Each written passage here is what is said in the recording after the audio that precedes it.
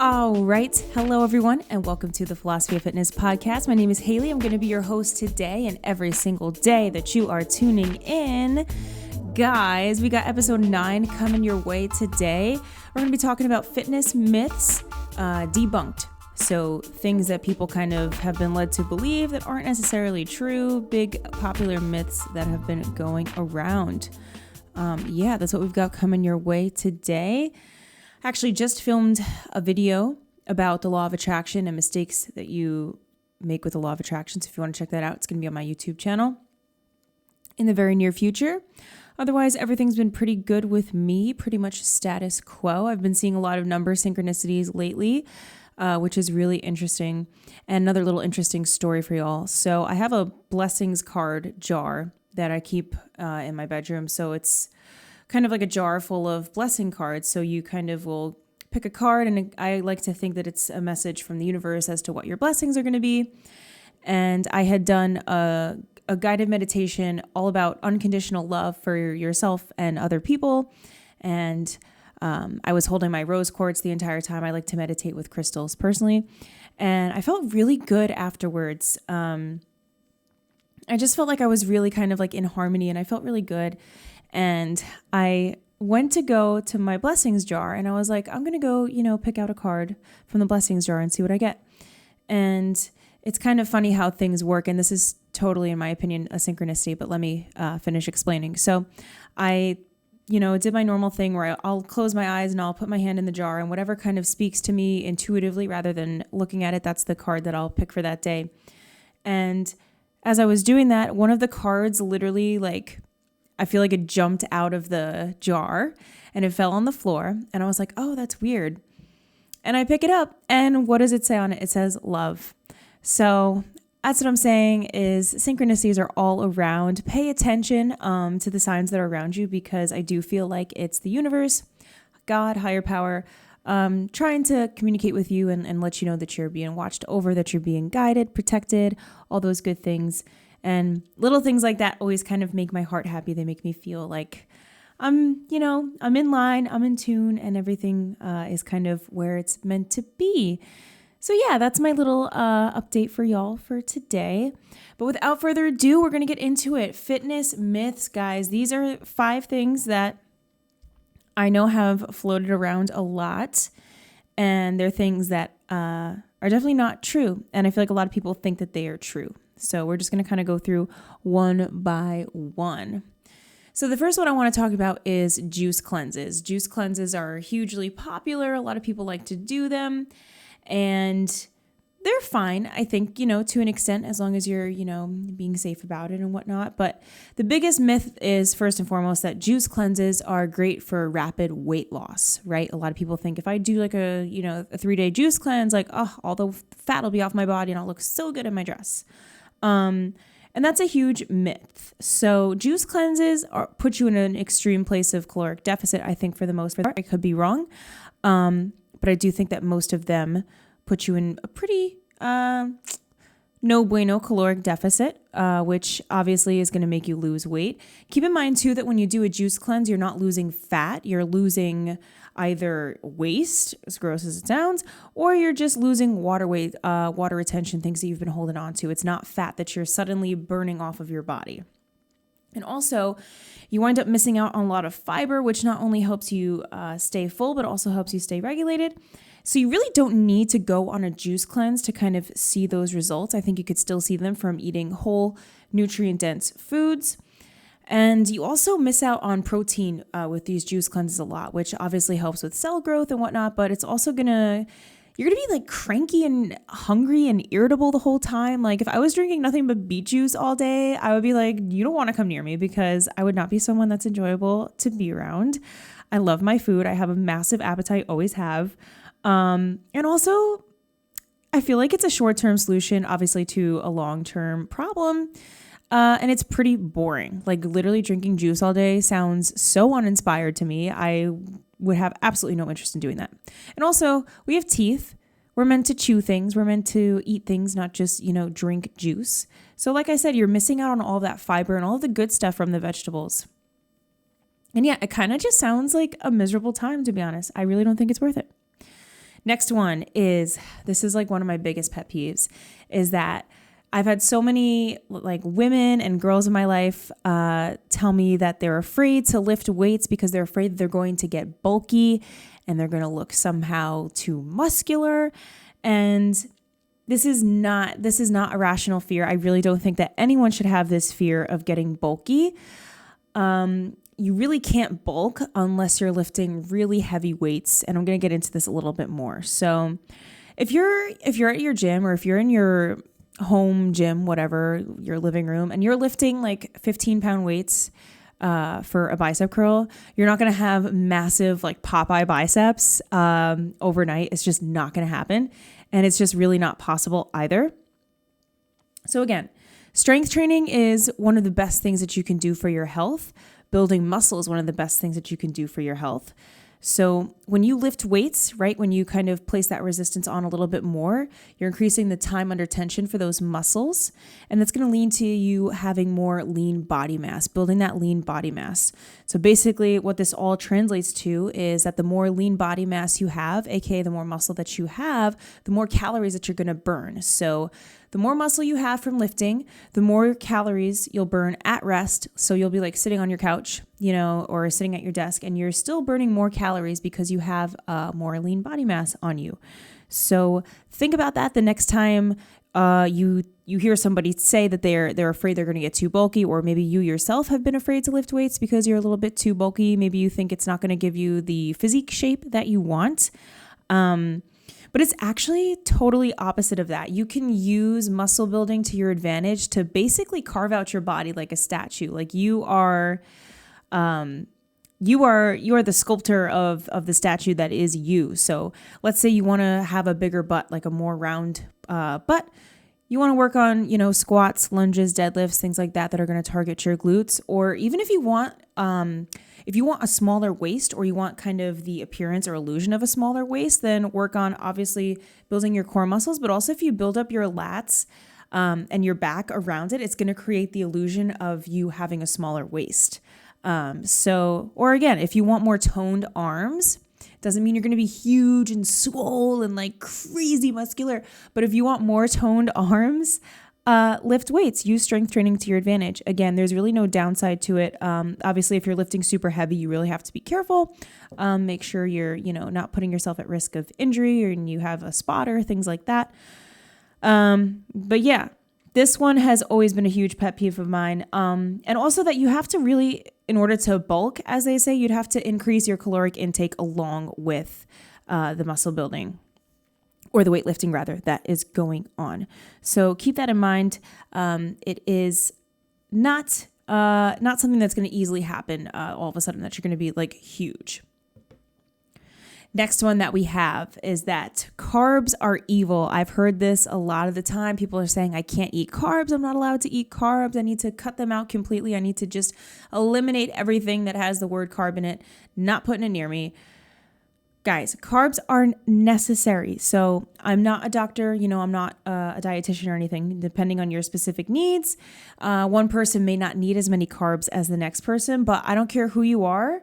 Carbohydrates are one of the biggest ways in which we as human beings can get energy. They're the building blocks for energy in our bodies. So I'm not saying to go eat, a massive, thing of fries from McDonald's, or a huge bowl of pasta or whatever. Like that's obviously not going to help you get your gains.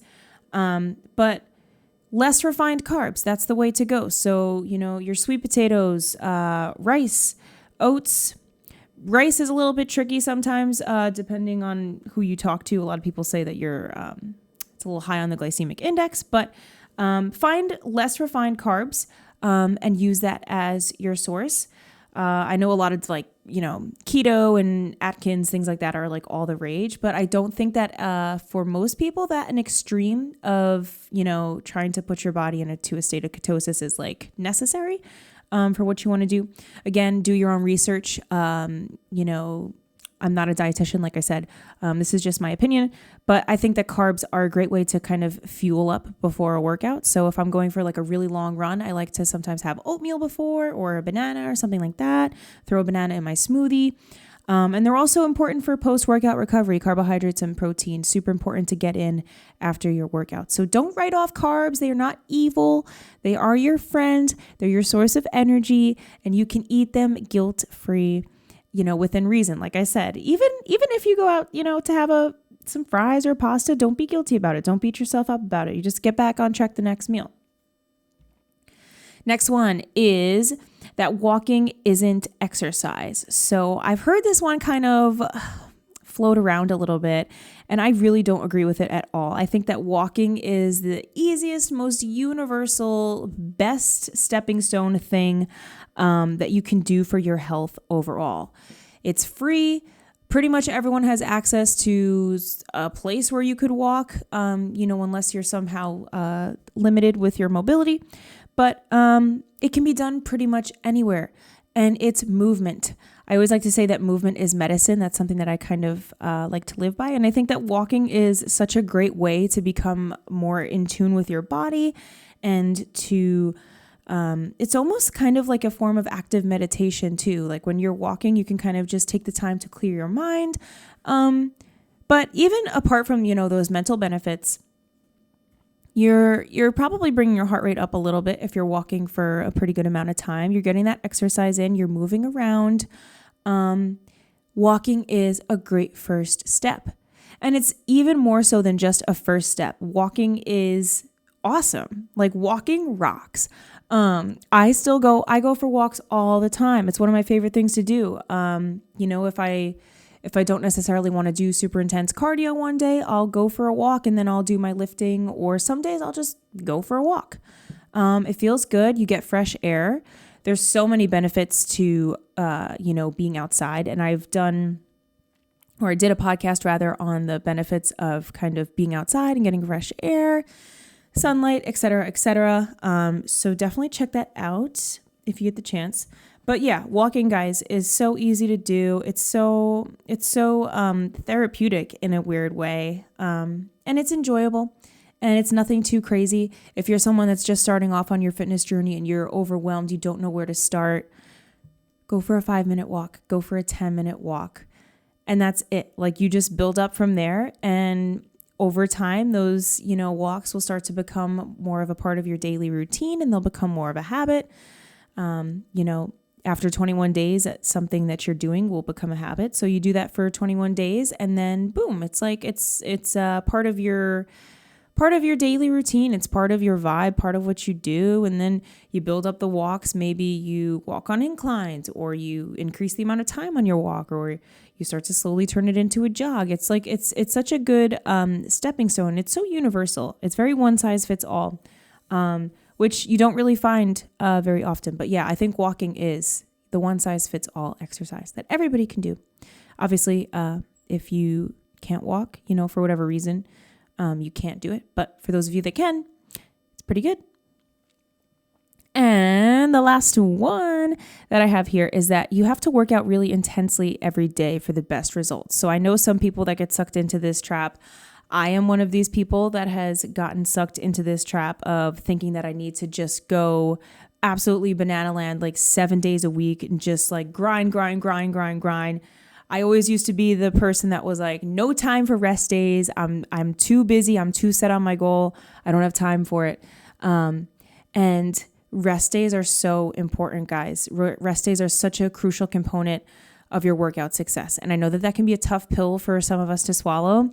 Others of you that may be like, rest day, that's so easy, I don't have to do anything. But from my experience, you really do have to kind of just like let yourself rest a little bit, and kind of have a little bit of grace with yourself to be like, okay, I need to dial it back. I need to like stop and let my body recuperate, let my body recover, so that I'll be good to go the next time that I'm ready for my workout. So resting is what's going to allow you to properly recover in between your workouts, so that your muscles have the time to recover, and also so that you're more rejuvenated and ready to go for the next time that you're doing your workout. So if you're working out 7 days a week, super crazy intense training, and you have no rest time in between, you're going to wear yourself down to the wire. Like, there really is no other way. So you've got to take that time to rest and recuperate. And rest days don't necessarily mean, just sitting on the couch with a bag of chips. Like a lot of people can get it twisted sometimes. There's lots of things that you can do on rest days that will kind of help elevate your whole being. So rest days are an awesome opportunity to really get deep into some stretching, maybe some yoga. You could consider that more of an active rest day, but it's something to do nonetheless. Walking is something you could do on your rest day. For some people, that's their exercise, and that's okay. But that's, again, another form of like an active recovery. Other things you can do on a rest day: take some time to dive inward. Set aside some time for meditation, guys. I rave about it all the time, and I won't stop raving about it because it's made such a difference for me. And take some time to get in tune with your body and have a little bit of a place of acceptance. So if something is sore, right? If your legs are really, really sore from going to the gym, don't attach a negative connotation to that. So just kind of acknowledge it. Like, okay, this is what I'm feeling right now. And it's just a place of neutrality. It's not saying that this is bad, that this is good. It's just kind of becoming aware and becoming more present. And that's something that's going to help you in any of your workouts is being present. And I feel like sometimes some of us can get caught up in the trap of like when we're working out or when we're going for a run. I know I used to be this way, and I still am sometimes, kind of always trying to get your mind to go elsewhere. So, thinking about something else or thinking about being somewhere else or anywhere but on that treadmill, or, you're kind of like mentally absent. And that can be really detrimental. You're going to get so much more out of your workout if you're fully present and like fully in the moment. Like you get so much more out of it. And that's something I've been trying to do. And it's something that I do actually. And if you're up for a challenge, is try going for a run. This sounds like such a first world problem, but try going for a run without listening to any music. So this is something that I've been starting to do. So just kind of listening to the sounds of nature and what's, so presently there in front of me and that experience, and kind of absorbing it to the best of my ability. There's a really good Alan Watts quote about meditating and being present and kind of like listening to the sounds around you as if they were music. And I'm telling you, when I do that, I feel so much more zen like the rest of the day when I'm so very present and aware of what's around me. And even too, like if you're going for a run, or even you can do this on a walk, think about how you're feeling in your body. Don't attach a positive or a negative emotion or, feeling behind it. Just be like, okay, I feel this, like this is what's going on. I'm breathing right now. I'm smelling this. What do I see in front of me? What are the colors that I'm seeing around me? What are the smells around me? What am I hearing? Think about all of that, and it makes such a huge difference. Just like across the board, I've noticed such a huge difference with that. And it's something that I've been kind of playing around with a little bit. So yeah, those are the top 5 most common fitness myths busted. And kind of the truth behind them, at least in my opinion. Like I said, disclaimer, I'm not a doctor.